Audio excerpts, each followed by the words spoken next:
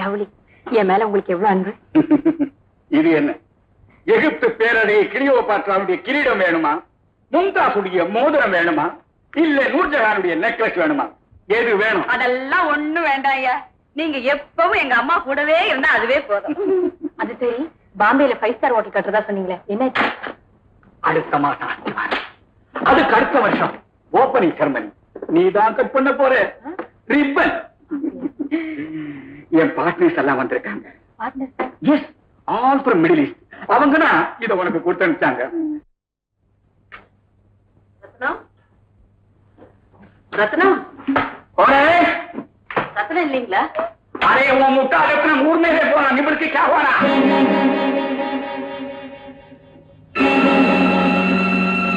என்னமே பாத்துக்கிட்டே இருக்குது. நிமிர்த்தி என்ன வேணும்? எனக்கு தெரியலையா? நான் மங்களங்க. மங்களம்? ஏன் மங்களம்? நீங்க தாலி கட்டின மனைவிங்க. அரே சைத்தான், நம்மளுக்கு இன்னும் கல்யாணமே ஆகல. மாலும் கல்யாணம் பண்ண வேண்டிய வயசுல நமக்கு ஒரு பொண்ணு இருக்குதுங்க. அரே படா சோக்கி, तुम अड्रेस मारी வந்துட்டான். நம்ம முதல் நாள் பாம்பே में है, इधर बिजनेस का आया. இப்ப நீங்க இருக்கிற நிலைமையில என்ன உங்க மனைவின்னு சொல்றது உங்களுக்கு கேவலமா தான் இருக்கும். இருந்தால் இந்த வீட்டுல எனக்கு ஒரு வேலைக்காரங்கிற இடத்தையாவது கொடுங்க. உங்க முகத்தை பார்த்துக்கிட்டே நான் காலம் சொல்லிடுறேன். अरे तुम गला का बन रहा, तुम इधर से जाया नहीं, मैं गुरका को बुलाता. உங்களுக்கு மனசாட்சின்னு ஒண்ணு இருந்திருந்தா என் நிலைமையை பார்த்து அதுக்காகவே இருக்கும். உங்களுக்கு அது இல்லை, நான் நல்லா தெரிஞ்சுக்கிட்டேங்க. நான் வரேன்.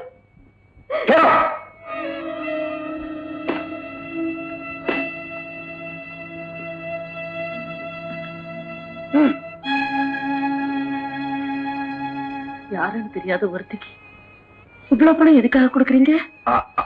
அரே அது வந்து நிம்பளை பார்த்தா ரொம்ப பாவமா இருக்கு, பொண்ணு வேற இருக்குன்னு சொல்ற, செலவுக்கு வச்சுக்கோ. நான் செய்த பாவத்தை இந்த பணம் போய்க்கிறாருங்க. இவ்வளவு காலமா உங்க பணத்தை நம்பியா நான் வாழ்ந்துட்டு இருந்தேன். என்னைக்காவது ஒரு நாளைக்கு என் கணவரை பார்க்க மாட்டோமான்னு ஏங்கிட்டு இருந்தேன். இன்னைக்கு என் கண் குளிர பார்த்துட்டேங்க. அது போதும். ஓ, உங்க கதை அப்படியா?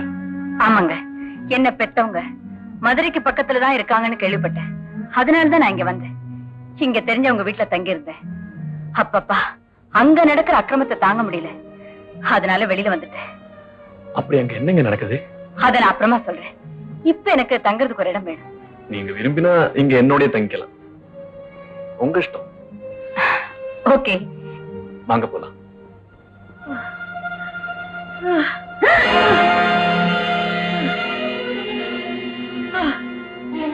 என்னமாச்சு? ஒண்ணு இல்லம்மா, மயக்கமா இருக்கு. நீங்க எங்க போன? உங்க வீடு எங்க இருக்கு? வைகை பாலத்துக்கு பக்கத்துல இருக்கிற குடிசையில்தான் இருக்கிறேன். வாங்க, என் கார்ல போலாம். பாத்து மெதுவா. அம்மா,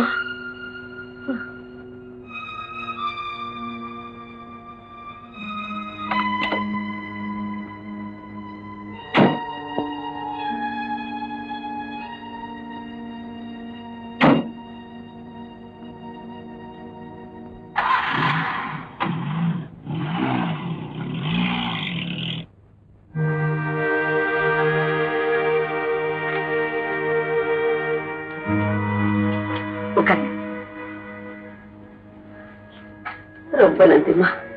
நீ நல்லா இருக்கணும். உன்ன மாதிரி உள்ளவங்களை உபசரி கூட முடியாத நிலைமையில இருக்கு. பரவாயில்லம்மா, உடம்ப நல்லா பாத்துங்க. நான் போயிட்டு வரேன். கொஞ்சமா முத என் குடிசைக்கு வந்திருக்கிறேன். ஒரு வாய் பச்சை தண்ணி கூட குடிக்காம போக கூடாது.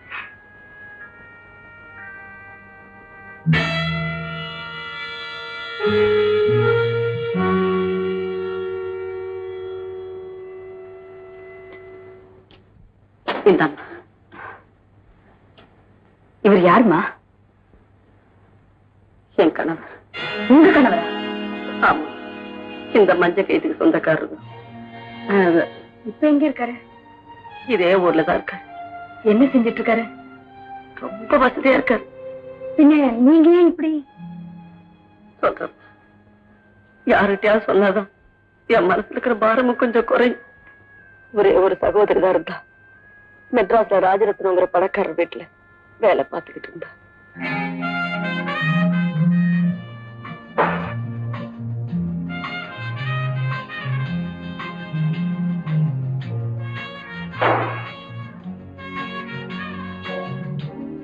ஐயா, ஐஸ் கேட்டீங்களே, போடு.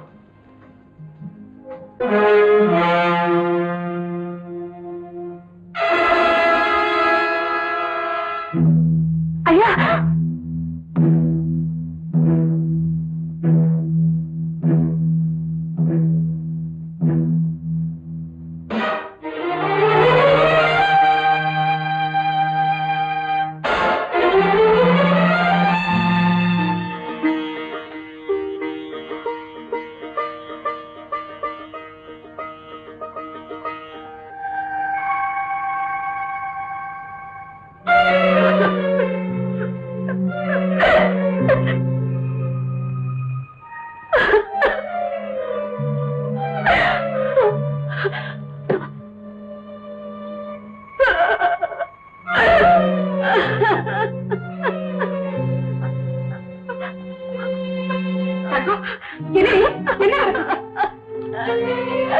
அம்மா, என் மேல தப்பே இல்லம்மா. ஐயா,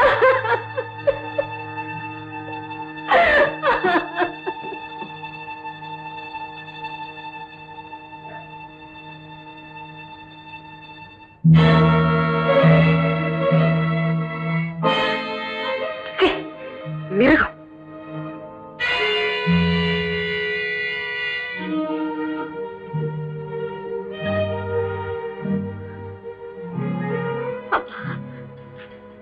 எனக்கு வாயு கொடுக்கறதா சொல்லி கூட்டிட்டு வந்தீங்க. ஆனா இப்ப என் மானமே போயிடுச்சேம்மா. உன் மானம் மட்டுமல்ல, என் கணவர் மேல நான் வச்சிருந்த மதிப்பும் போயிடுச்சு.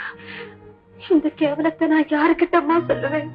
நான் என்னம்மா செய்வேன்? தங்கம், இது யாருக்கும் தெரியக்கூடாது. இனிமே நீ இந்த வீட்டுல இருக்கக்கூடாது. அம்மா, உடனே நான் கிராமத்துக்கு அனுப்பிடுறேன். கூடிய சீக்கிரம் நான் அவனுக்கு ஒரு நல்ல ஏற்பாடு செய்றேன். அது வரைக்கும் தைரியமா இரு. தங்கம், என் வாழ்க்கை, குடும்ப கௌரவம் எல்லாம் உன் கையில தான் இருக்கு. நீ அவசரப்பட்டு ஏதாவது செஞ்சுட்டீங்கன்னா அந்த பாவையும் குடும்பத்தால சேரும். ஆகட்டும்மா, நீங்க வாழணுங்கிற ஒரே காரணத்துக்காக நான் வாழறேன். தங்கம், நான் வாழறேம்மா.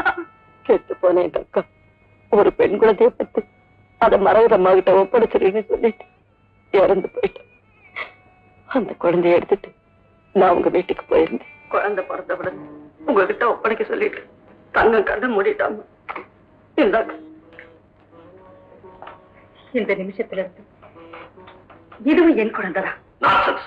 ஏதோ ஒரு குழந்தை கொண்டாந்து கொடுக்குற, அது உன் குழந்தை வெக்கமா நான் சொல்றேன். ஐயா, ஏதோ குழந்தை இல்லைங்க, உங்களுக்கும் தங்கத்துக்கும் பிறந்ததுதான். என்ன உளற?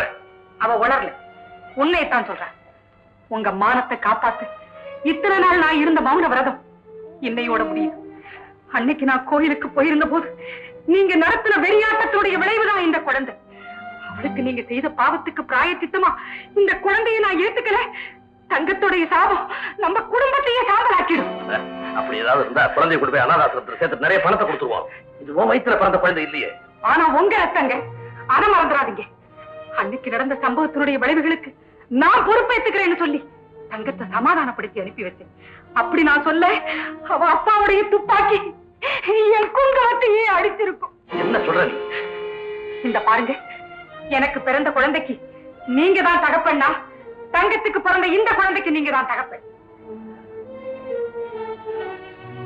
நம்ம குடும்பத்துக்கு இனிமே இந்த குழந்தையும் ஒரு ராணி. ஆமா, இது பேரு ராணிதான்.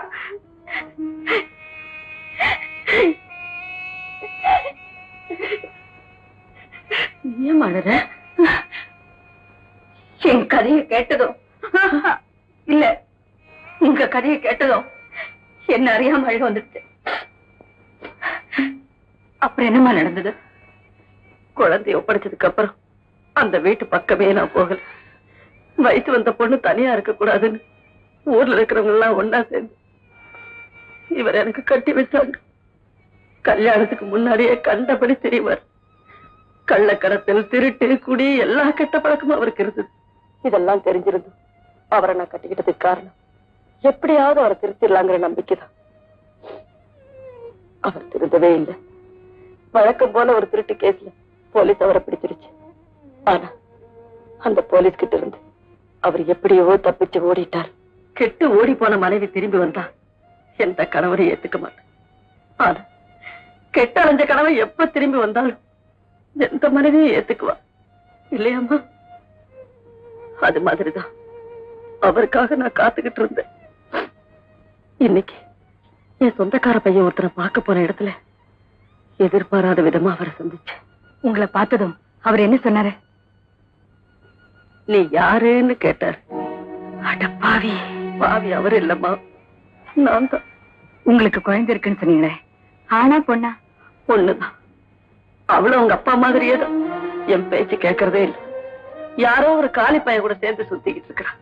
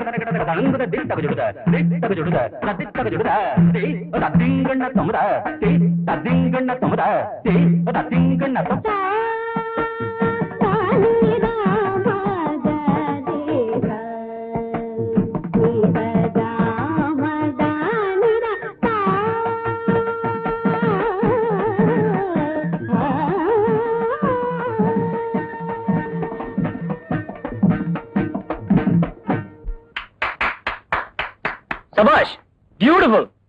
ரொம்ப நல்லா அண்ணா கீதா. அந்த முதல் நாள் யாரு? இந்த உண்மையெல்லாம் கூட தெரிஞ்சுக்கிட்டேன். அப்படியா? அப்ப நீங்க ஒரு உதவி பண்ணணும். என்ன? ஐயோ, அது ரொம்ப ஆபத்தாச்சே. டோன்ட் வரி, நான் உங்க பின்னாலேயே நிழல் மாதிரி தொடர்ந்து வருவேன். சரி.